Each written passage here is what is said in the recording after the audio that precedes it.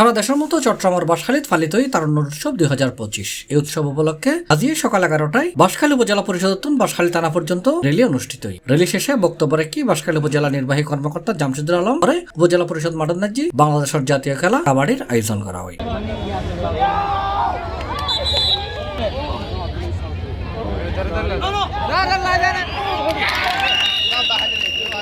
এই কাবাডি খেলা নাজি শহীদ ওয়াসিম আকরাম ও শহীদ আবু সাইদ নামে দুই দল অংশগ্রহণ করে।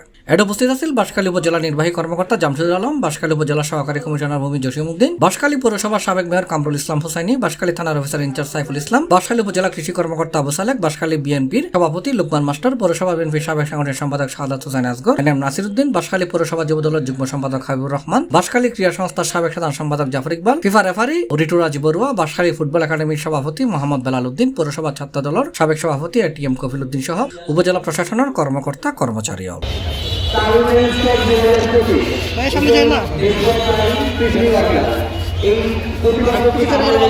C plus TV, Chittagong.